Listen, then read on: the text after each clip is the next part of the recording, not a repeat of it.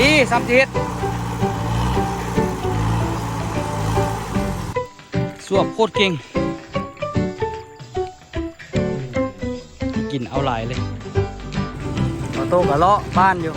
โมโยบเซาแล้วเวียกแล้วงานแล้วไปพี่น้อง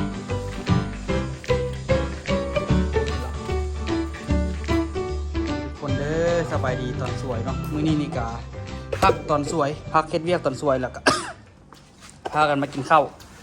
คำยากไปเอาคำกินตำมะฮุ่งแกงซีนใส่ผักกาดแล้วก็นี่เนาะ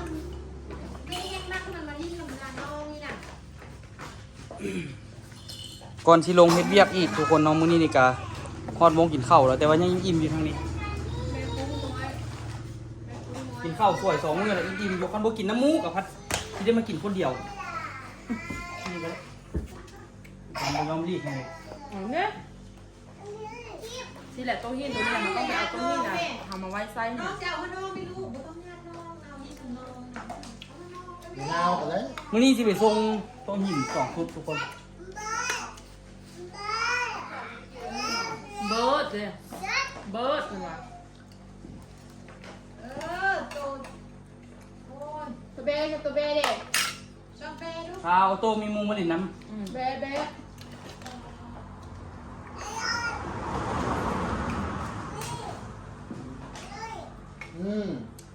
ตัวเบ้ที่ใส่ตัวเบ้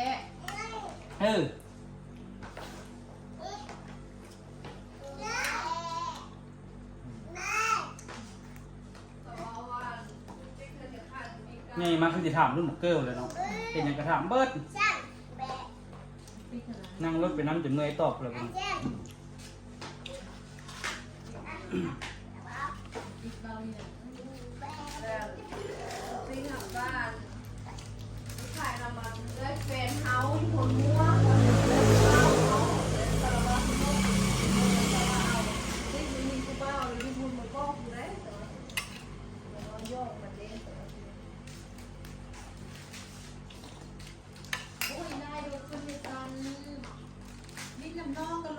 ในเรื่องอยู่ทุกคนกินตำมะฮุงเด้อ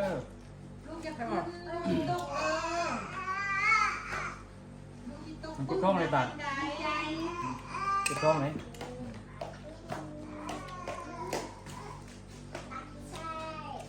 เอาโยกมือมันโดดนอน ต้องไปห้องน้ ยีโมกขนาดไหนโมก ำกินมากินมาขนาดอันนี้ นี่ตัวยังตาเราอยู่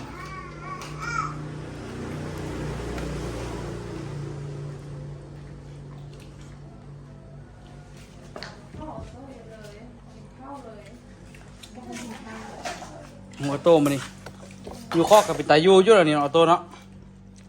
มาเนี่ยมา ทั้งไอ้ทั้งเอ้ยมาดินนำ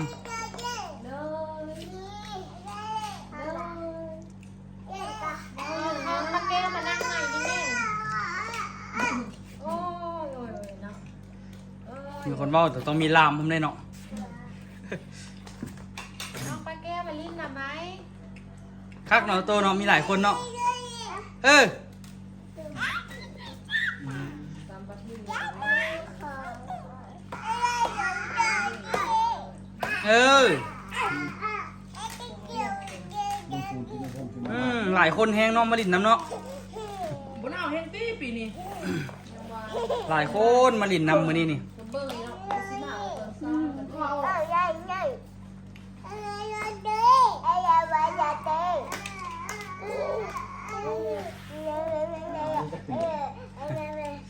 ปี3 เดือนแล้วปีนึงเดือน3 เดือน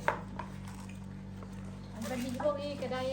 อาเซียนอย่างเนี้ยอาเซียนปีเท่าไหร่จริงยัง ปีนึงย่างเหรอ ปีหนึงพอดีป่ะ ปี2 เดือนหรือเปล่าปีเดือนนึง2 โอ้ยโอ้ยขี้มุกขี้มุก ปีเดือนนึง2 เดือนหรือเดือนละ เอาโตกับใกล้ที่สนะ เดือนนึง2 เดือนมันโจเจลงอยู่ในงานอย่างว่าปี5 เดือน ไปกึบไปกึบไปกึบไปเออน มเด้นมเมียเสร็จ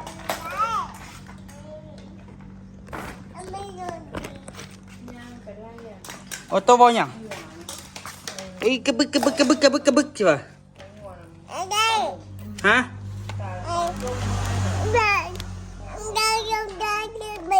เออ หมูมันลิ้นดำ คุณนะมีความสุขแฮงหมูมาลินน้ ส้มเซยได้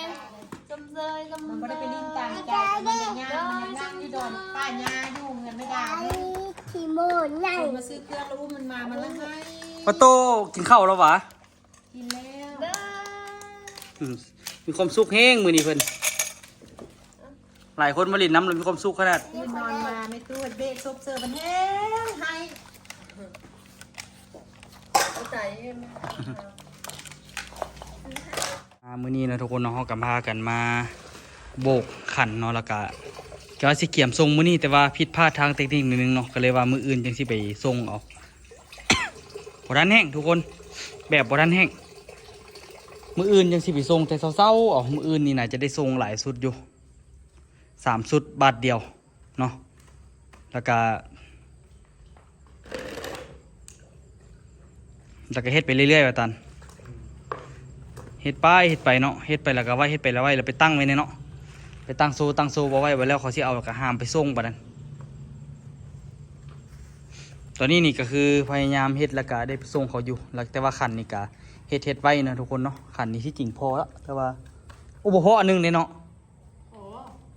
บ่เหลืออันนึงผมหมายนะคันบ่โบกอันนี้นี่นะโอ้มีอันนั้นอีก2อันที่ยังบ่ทันเฮ็ดแต่ว่าอันนี้เขาโบกไว้แล้วก็ปะให้มันแข็งๆไว้คันว่ามีรอบหน้าแล้วก็สะดวกทุกคนพอได้ขึ้นพอได้เฮ็ดไว้ก็เฮ็ดไปเลยไปซั่นซะคันว่าเฮ็ดไปแล้วมีคนสั่งแล้วก็ห้ามไปแล้วก็ได้ไปส่งเพิ่นเลยก็สะดวกสบายดีอยู่เรื่อยๆเนาะตอนนี้ กินยามื้อนี้มื้ออื่นก็คือสิดีแล้ว มื้อนี้พยายามบ่กินน้ำเย็นแต่ละมื้อเฮ็ดเวียกเมื่อยๆแล้วก็กินน้ำเย็นนี่แล้วก็ฟุบเลยบัดนั้นเป็นไอเจ็บคอเลย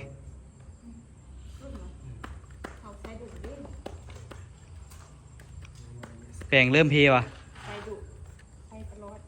แปลงเริ่มเพกับไว้ปัดน้ำมันเนาะแล้วไปซื้ออันใหม่อันดีๆอันใหม่แล้วมาไว้โบกใหม่ของเราก็เปลืองว่ะมีนาฮะเราใส่ด่นบ่แต่ละเทื่อแปลง เราคือไว้ไล่อัน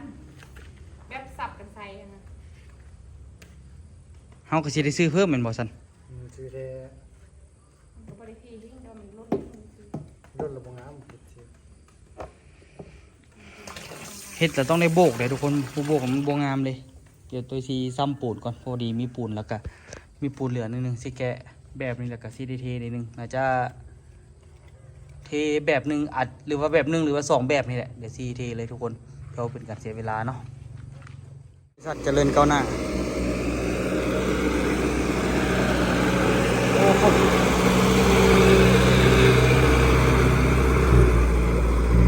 6 ล้อกับ6 ล้อน้อยเราย่านลมอยู่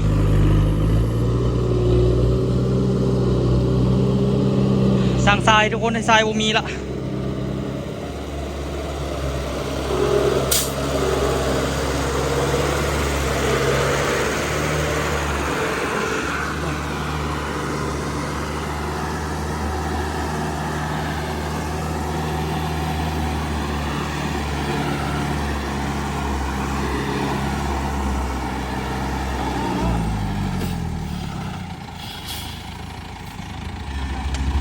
กีดก้อยับอีกในอยนึงแม่เอาล้อยับมาในอยนึงแม่พอดี30เฮ็ด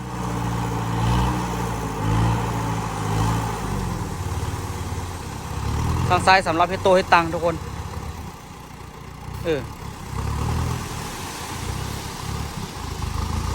แจมเหลือ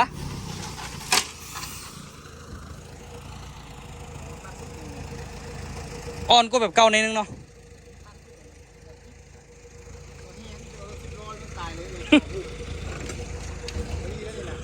เอาเงินทั้งหน้าเด้อสั่งทรายมาแล้วทุกคนเนาะตอนนี้นี่ก็ปะไว้เรียบร้อยเนาะมีแต่มืออื่นนี่ก็เกียมจัดเต็มอีกแต่ก็สิสะดวกขึ้นเนาะเวลาเรามีทรายตอนนี้ อยู่ใกล้ๆได้เทื่อไปเอาของพ่อจอยกะมันกะ เบิดแล้วนะทุกคนดูไหมจนเบิดเลยผู้เหลือเลยสายพระจอยเนาะอันนี้นี่ก็มาแล้วมืออื่นจัดเต็มที่อันนี้ตัวแกะแบบมาเฮ็ดอีก2 อันบางทีนี่ตอนค่ำเนี่ยคันตัวแล้วเวียกแล้วงานตัวซีแกะแล้วก็มาประกอบแบบเอาไว้เพื่อมืออื่นสิได้เทเนาะทุกคนเนาะจึงบ่เป็นการเสียเวลา4 5 6 7 8โอ้แต่อันนี้คือสิแกะบ่ได้เพราะว่าแบบมันมืออื่นก็แหละจึงว่าเนาะเพราะว่าแบบมันเป็นแบบสีนี่แหละมันแบบใหม่เขาทาสีใหม่มันเลยแบบยานมันติดว่าซั่นซะยานมันติดแบบ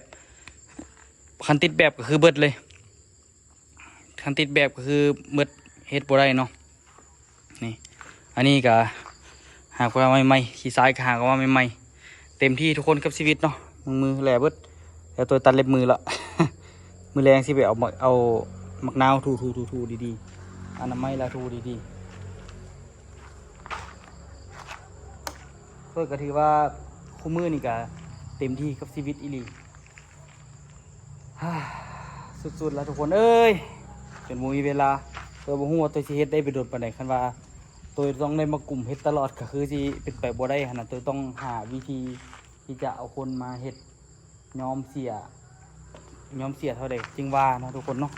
มาล้มเขาให้คนมาเฮ็ดแทนคันสิมากลุ่มเฮ็ดแต่นี่เบิดมือนี่เพราะว่าเป็นไปบ่ได้ดอกเนาะอันนี้แค่เริ่มต้นคือตัวเลยแบบเลยลงมือเฮ็ดเองแต่ฮ้อนอย่างนั้นนี่ก็สิได้หาคนมาเฮ็ดและกะตัวก็สิได้มีหน้าที่ไปซอกลูกค้าซั่นซะมีหน้าที่ไปซอกลูกค้ามาพอได้มีเวลานะทุกคนเนาะนี่ก็ได้ใส่คู่มือ คนไปคนมาเอากับบ่มีเวลามาดูแลมันเลยนี่ผู้จอยฉีดยา กุมอยู่เด้แทงน้ำตัวนี้รู้สึกว่าโคตรแจ่มมึงไหมน้ำบ่หลุดเลยทุกคนเวลาน่ะเขาเอาไปใส่นี่น้ำบ่ค่อยหลุดเลยเกลือปลาดุกก่อนจึงกลับไปแต่ละมือตัวกับมะเกลือก็ยังมีเวลาตัดหญ้าดิจักสิเอาเวลาเนี่ยมาตัดหญ้ากับหกตัดละซีดยาแล้วเลย ว่าซีดยาขายหญ้าแล้วจักมึงดูบุดเดียวขึ้นหญ้าก็หาก็ตัดนึงสิได้คิดจะซีดยาคาหญ้าแล้ววับเลยนี่ต้นหมกนาวเขาก็จนสิบ่เห็นมันละ อยากตั้งใจตัดมันอยู่ทุกคนเลยมีเวลานะตัดมันกับโบได้สิยากแหงดอกมีเวลามื้อหน้าส่วนต้นตาลตั้งตัดมันมาถ่าละ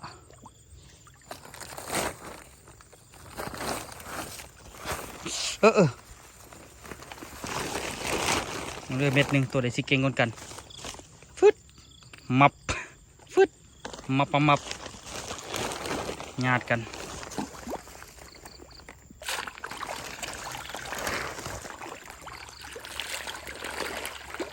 สิเบิดละหัวอาหารก็ได้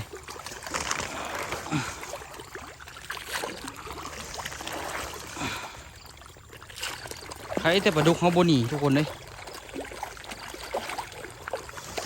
หรือว่าเป็นโชคดีไป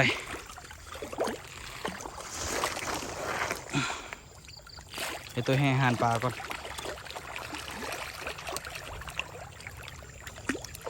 สวบโคตรเก่งให้กินเอาหลายเลยมือหนึ่งเกลือเท่านึงให้อาหารตอนแรงตัวเฮ็ดเรียกแล้วตัวกับให้อาหารมันเนาะ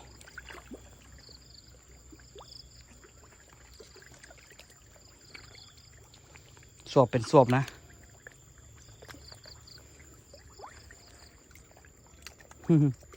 ไงแล้วทุกคนเลยหนองก็ได้ปลาอยู่ในหนองก็ได้ไงหลายละแต่ว่าถามมากินบอกกับบ่ค่อยได้กินมัน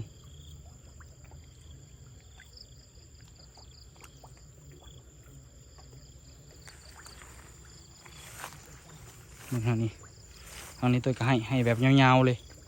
ให้มันรอกินเองเบื้องนี้นะเบื้องนี้เนาะ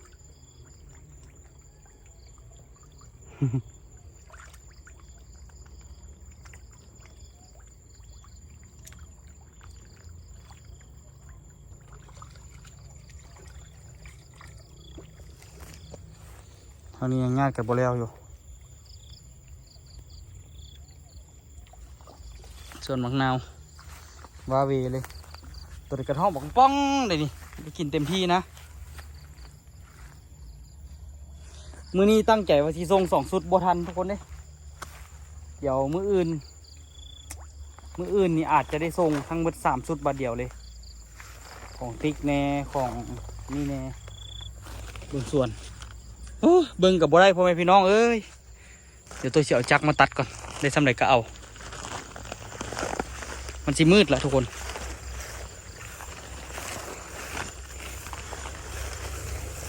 แล้วเรียกแล้วตัวสิตัดหญ้าในอยนึงก่อนอยากตัดแห้งละหมดเวลาเลยออโต้กับเลาะบ้านอยู่โมโยบเสาแล้วเรียกแล้วงานแล้วพ่อแม่พี่น้องเอ้ยเบิ่งในบ้าน มันอยากร้องไม่ตู้เพราะว่าร้อง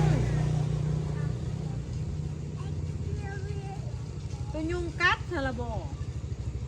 ออโต้ก็เฮียนยางหลายแล้วก็ทุกคนเนาะออโต้ก็เฮียนยางหลายเติบเดี๋ยวนี้เริ่มจึ้งได้หน่อยหนึงแล้วเราไม่จัดเนาะคิดว่าอีกประมาณ2 เดือนนี่น่าจะยางได้ละคิดว่าได้ มันขี้ค้อนไม่มือมัน 2-3 เดือน ลิ้นเปื้อนนี่เห็นบอกแม่ อีก2-3 เดือนนี่ได้ละนี่ มือมันเปื้อนน่ะเห็นบอกเอ้ยตูตีแพงมันเจ็บได้เนาะ จะมันอยู่มันจะมันยี่ไปล้างมือเดี๋ยวค่อยโอมขี้เดียด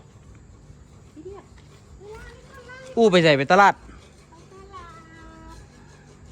โอ้ไปตลาดนี่ไปเศร้าสวยแรงขนาดไป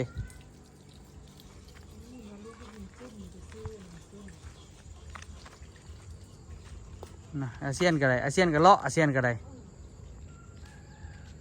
อันนี้ลื่นออโต้3 เดือนทุกคนในสำนี่อันนี้ปีปลายอันนี้เป็น3 เดือน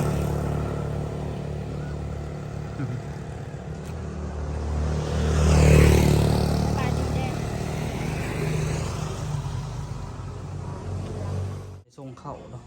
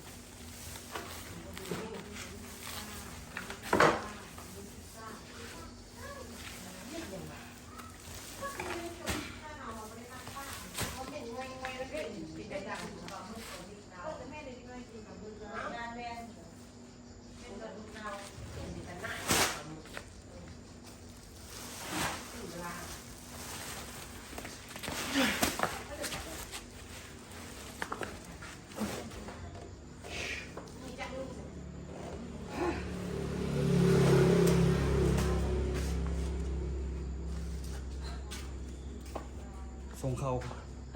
ดูคำภาษีมเฮ็ดอันนี้จุ่มจีนทุกคนแต่ไปเบิ่งซองอุลองซานได้ทุกคนเด้อ ซอยซีคืออะไรนึงเนาะ มื้อนี้นี่พากันเอ็ดโตะมืดทุกคนมื้อนี้ก็ได้ วันนี้กูเลยมีซวยด้วยกับต้นตาลนี่นาเลยข่าวโต้นี่ โอ้ถ่ายเครื่องก่อนซื้อเครื่องแล้วมาซื้อเครื่องฮานี้มาซื้อเครื่องก็ได้ถ่ายคลิปเอาได้เป็นหลักฐานเนาะมาซื้อเครื่อง เอายัง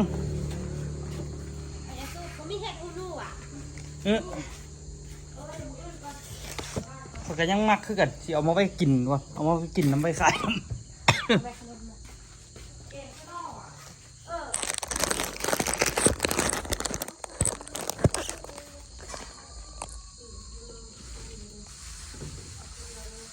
แกงนอกกินวะ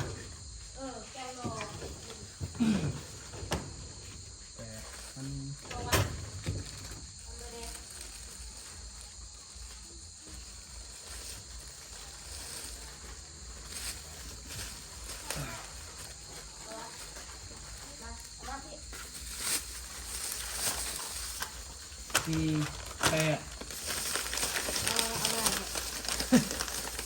8เป็น 16 78อันนี้อะไรอูนี่เด้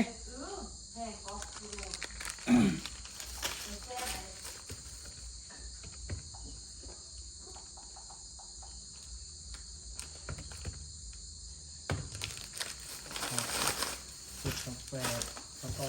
32,000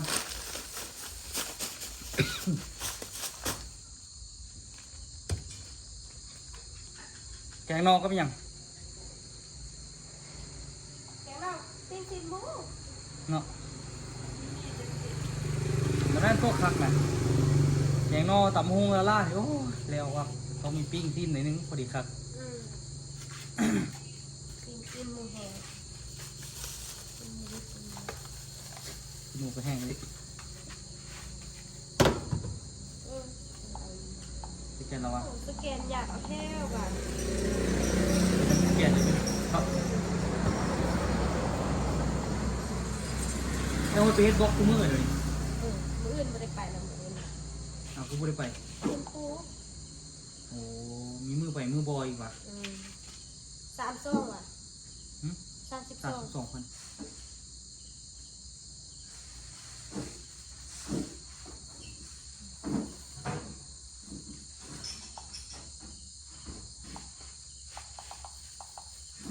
โอ้ประวานดีทีมาแซ่บเลย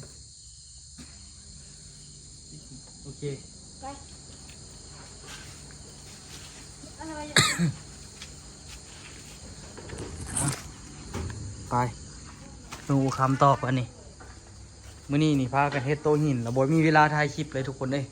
เดี๋ยวมาเก็บบรรยากาศนี้ไปเนาะอันนี้ก็คือ ผลผลิตของเฮาที่เฮ็ดมา3 2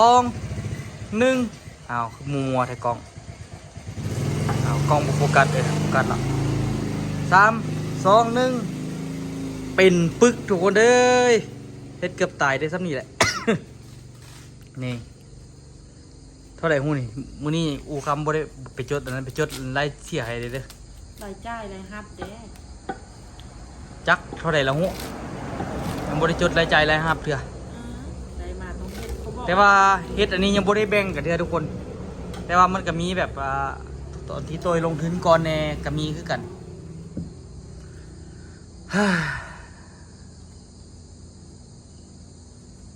ค่อยๆเฮ็ดไป เขาบอกว่าจะเอาไปเอาอัน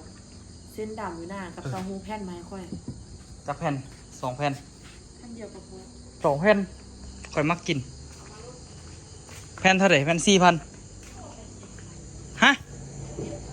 ป้าข่อยไล่แต่แผ่น 5,000 แท้เจะฟังนอนอยู่ข่อยถามเท่าไหร่ 5,000 เจ้าว่าบ่เจ็ดดอกเมื่อนั้นเอาไปขายเขาครับผู้คำฟังแต่นอนเจียวได้เอาแล้ววะเจียวเอาแล้ววะฮะเอาเจียวตัวไหนหัวปลาเอาวะเส้นดำมัดหนึ่งพอดีเบิด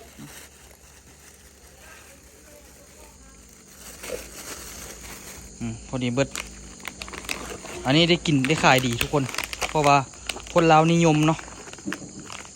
คนเรานิยมมันพายอยากลองเอาไปซิมบ่มื้อหน้าสิเฮ็ดแบบนี้ไปขายให้คำว่าอยู่ฝั่งไทยบ่มีดอก แต่ว่าฝั่งลาวเนี่ยมีหลายอันนี้นี่ไปทางไหนก็มีสิได้ราคาย่อมเยาให้ต้องมีเส้นดำนี่ก็ทุกคนมันจะเข้ากันมันเป็นเส้นหนาๆจุ่มจีนเห็นบ่เครื่องปรุงมาล่ามันเป็นมาล่าฮอตพอตแหละทุกคน มาเอาต้นตาล จักโทรหาบ่ได้เขาน่าจะอาบน้ำอยู่ ตากับพอดี มาทุกคนมื้อนี้มาสรุปปลายจ่ายเนาะทุกคนเนาะก็คือโตหินนี่เขาต้องได้จดไว้ตลอดแต่กูคำจดไปหัวได้ไปจดไปหัวได้ให้ค่อยอ้าวถ่าแป๊บนึงทุกคนอย่าเฝ้าไปใส่เด้อนั่งอยู่ถ่าแป๊บเดียวเด้อ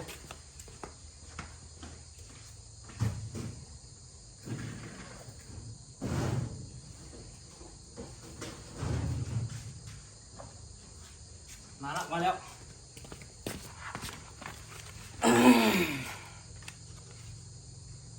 ตอนนี้ก็คืออันนี้เป็นเพิ่มผิวคำจดให้แต่ว่า จักไปจนไปบนไหนกับหูกันไปจนไปเท่าไหร่โอ้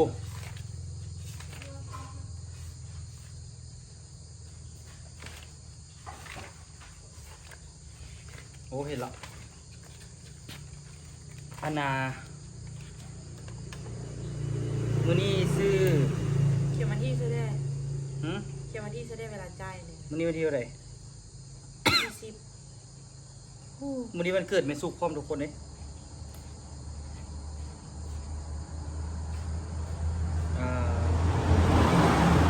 สาย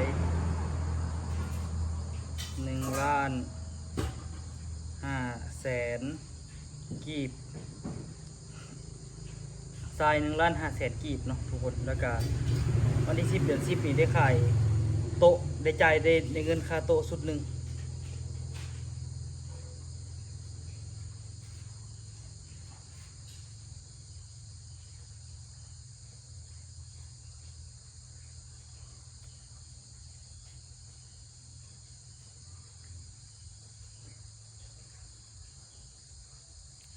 1,250,000ธรรมดา1,350,000เนาะแต่อันนี้รุ่นไทยเพิ่นอันนี้ ฮัลโหล สิทธิพิเศษเนาะ นี่น่ะพวกนี้จุ้มจีนเหรอไอ้จุ้มจีนนี่ มาส่วนคุยกินยมจีนละ เออ ก็เลยยังบ่ฮู้เท่าว่าเดี๋ยวนี้มีเงินเท่าไหร่ซึ่งตัวบ่ได้เอาเงินไปใช้ไปจ่ายเท่าไหร่ มาเด้อจ้า มามันบ่ มาไปบอกจุ้มจีนไปบอกคุณจ่าไป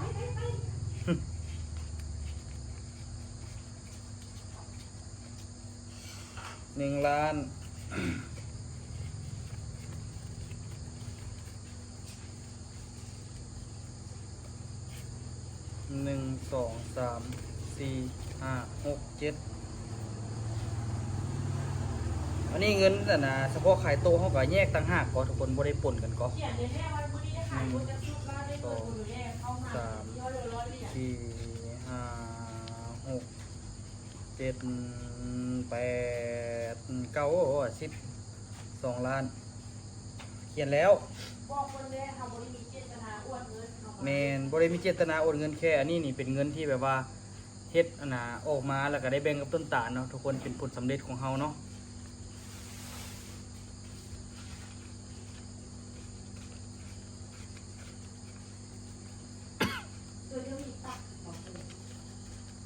หืมปักก็อยู่หั่นดิคิดจังไรเดี๋ยวขายโต้มื้ออื่นนี่สิได้ปั่นกันไส้ละเพราะว่าไผก็เริ่มบ่มีเงินละตัวก็เริ่มบ่มีเงินด้วยกันเรื่องตัวลงทุนไปหลายกว่าหมู่เลย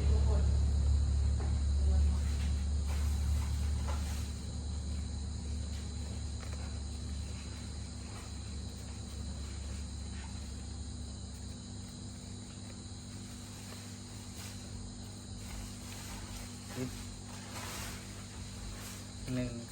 3 4 5 6 7 8 9 10อันนี้ก็คือเฮ็ดไปนี่ก็แบ่งกันนี่บ่ได้เท่าไหร่เพราะว่ายังเป็นสิ่งที่ข้างใจได้กับหลายๆเนาะ350,000ถ้าได้เงินมื้ออื่นก่อนมื้ออื่นโล2ตุนแล้วก็มาแล้วก็สิได้ปั่นกันไส้เนาะ1 2 3 4 5 6 ล้าน350,000ทุกคนเนาะคันว่าเทียบว่าอันนั้นก็ คันเอาบ่ซื้อสายก็สิได้อยู่7 ล้าน850,000เนาะอันนี้เฮาซื้อสายไปได้แล้วทุกคนก็เหลือส่ำนี้แหละเฮ็ดว่าได้เงินส่ำนี้ทุกคนเอ้ยสวยสิได้เงินบ่ธรรมดาเลยแต่ว่าก็ยังสิมีแต่ว่ายังมีต้นทุนของมันอีกเนาะทุกคนเนาะบ่แม่นว่าสิได้ส่ำนี้ล่ะสิได้ไปเบิดเลยเล็บมือดำนะแลนะดำมืดมือตอนนี้บ่มีเวลาหยังเลย เฮ็ดจนบ่สบายเต็มที่ขนาดกับเปียก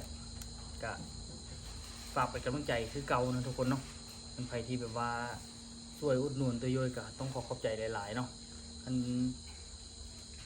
นั่นก็คือ คือที่บ่ได้ขายวันนี้เนาะก็สิพยายามให้ไปเรื่อยๆที่บ่หยุด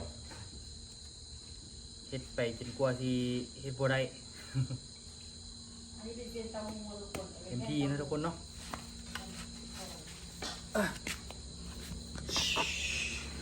งานเขาก็ประมาณนี้ทุกคนเป็นยังไงก็ฝากทุกคนเป็นกำลังใจให้เด้อแบ่งกันก็ได้ผู้ละบ่เท่าใดทุกคน